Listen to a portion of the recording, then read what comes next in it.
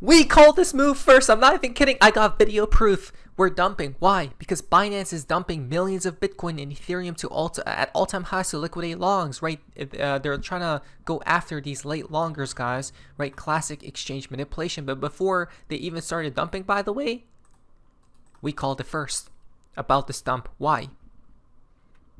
And by the way, this is an emergency alert, an emergency video, because we're at a critical point in time. And I would like to talk about Japan because there are rumors about how possibly a black swan could be around the right around the corner as well. But first things first, guys, we're dumping. You know why? Because we have to retest the 5-day moving average, which we haven't yet. It's at 4.35% on the USDT.dominance chart. I posted this video I think a few days ago, okay, maybe 2 days ago or a day ago, guys. Look what I say right here. Simple as 1, 2, 3. From here to here to here, triple bullish divergence is definitely not to be played about, because there's a triple bullish divergence on the 4-hourly from here on the RSI, from here to here to here, but the RSI is going higher and higher and higher, which means minimum, I think at some point we'll retest this level, guys, okay, which is at 4.35%, and that's the 5-day moving average. We're going to retest this level, and it must hold as resistance.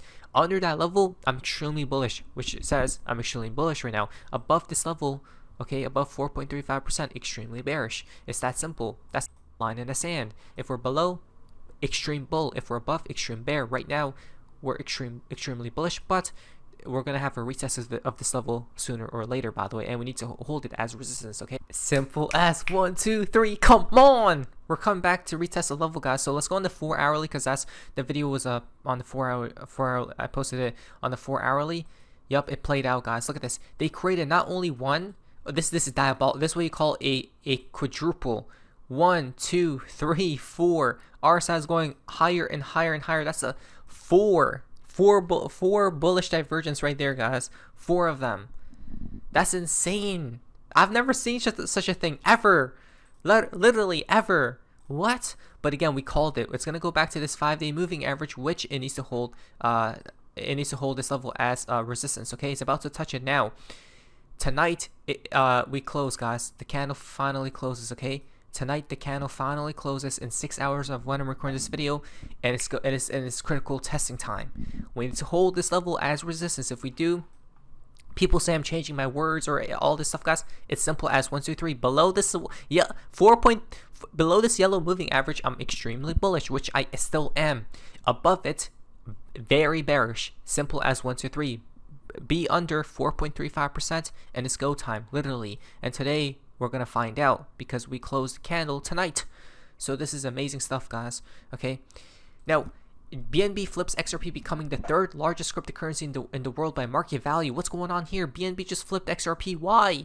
Because it's all manipulated. I told you, whichever coin is backed by Binance, it's probably going to go crazy this cycle. Why? Because they have so much money, so much capital to manipulate these coins higher. It should be clear from the charts that Binance manipulates all of crypto at will except their own token, BNB. My case is made. You are aware. It's clearly stated at this point in time, guys.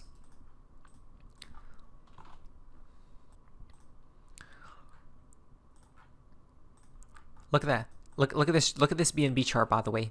Literally going parabolic. It could just create a new all-time high as well, right? So it's clear as day that it's manipulation at its finest, but one day it will stop, guys, no doubt about it. Okay, but again, critical times we are in. So this is major news. I wanted to make a full video on this, but we should talk about it now, because things are happening quickly. So from stock market news, this just happened, folks, the other day. I wanted to really talk about it because I think we called this too. I'm not even kidding. This was on September 20th. Around that period, I posted a video about Japan being a black swan event, the black swan event, which connects back to the yen carry trade, which I explained what it truly means. But let's see if we could kind of remember this. So Japan just shocked the world. Takaichi is now prime minister, Japan's first ever female leader, and she's coming and swinging with huge stimulus plans, right? These people are calling that she's like Donald Trump and stuff. Markets are ripping, and investors everywhere are bracing for what comes next. So here's what happened, guys. 高市早苗君をもって当選者と決しました。 So it seems like she won the race here. Now, this has huge implications for the markets, and in just a sec, I think she may honestly collapse the markets. I'm not even kidding. Okay, I think she's gonna honestly collapse it because I literally knew. I had a feeling that. Oh my, I want to say so many things, guys, but I feel like I'm in a rush. Okay, let me calm down. Okay, let's take it step by step. Let's breathe in. Everything's fine. So there's a there's a meeting in Japan where they're going to decide on either to raise interest rates by the end of this month or hold them or cut them. Who knows, right? I stated that October will probably see green until that point.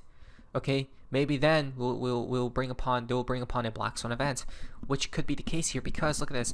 She campaigned on reviving. Okay, so basically she won. She's the first ever. She's the first female leader in Japan, guys. So she campaigned on reviving Japan economy through aggressive government spending, i.e. helicopter money and deficit. So they're going to be on a crazy printing spree. Japan stocks might cheer to this result, which they have thus far. Japan's Nikkei up plus 4% to a record high.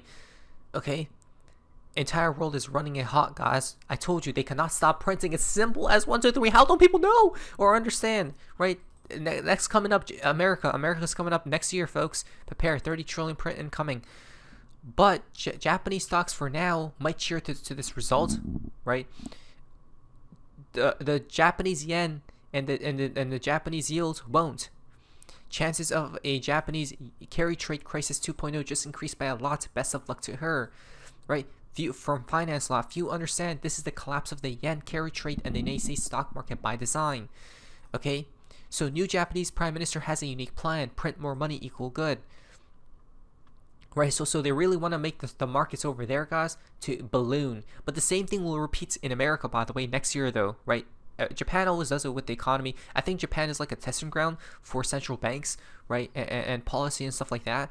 And then if everything goes well, or how they plan it to go, right, these elites, they transfer to other central banks around the world and globe, guys, right? So America's coming with this exact same plan next year, 2026, folks. Okay, 2026. For now, Japan is going crazy. So again, guys, we're not topping out probably later until 2026. Right now, we could enter a short-term top, but this is all short-term stuff, right? Until QE hits.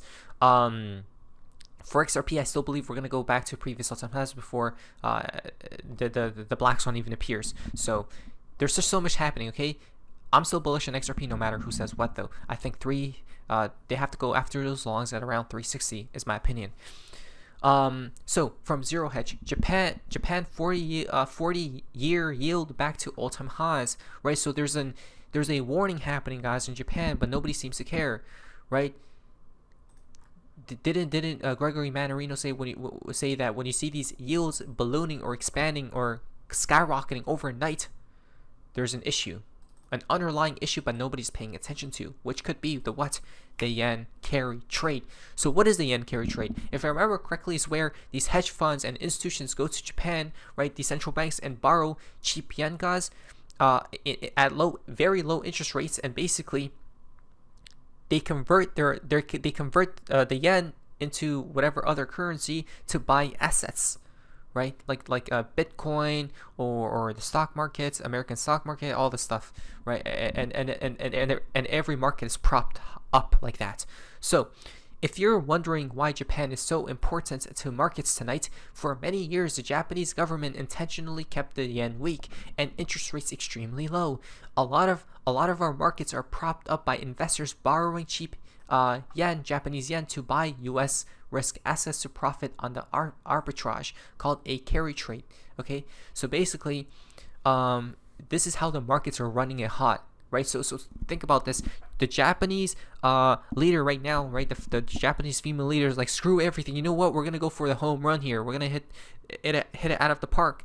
We're gonna print so crazy that let us just skyrocket our stock market, right? Our markets to unbelievable heights. But there's an issue, right? There's an issue here, because at the end of the day, the house of cards will collapse, right? People are not paying attention, but we will. But in 2024, they ended yield curve control, setting rates higher. That's an issue. right? This made the carry trade less profitable because interest rates are going higher, right? The loans are more expensive. And now they just elected a new prime minister who's expected to be dovish on the economy, which is more bullish on the economy.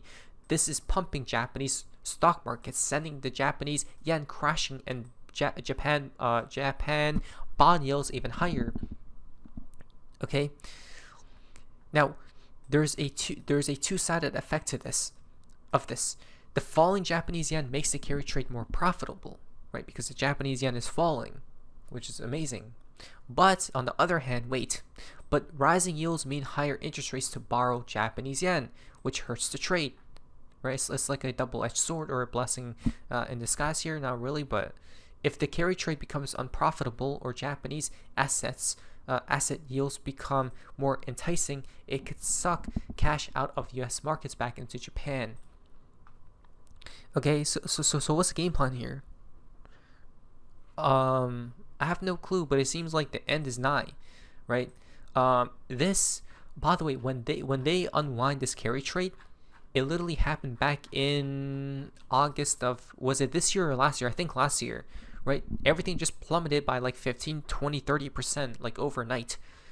Okay, because everyone got scared since they have to take their profits out of whichever market they invested their yen into, take it out, convert it back into Japanese yen, pay back the loans, right? The interest, and the banks, and then keep the profit if they're already in profit at that point in time, but probably not because everything was crashing, and yeah, this is crazy. So U.S. economy is on the brink of a recession, with inflation expected to climb back to 4% as per Moody as well. And right now, at this very moment, U.S. dollar 14-year support, now or never. If this holds, by the way, and it goes higher, that's bad for markets, right? We need to see this go lower.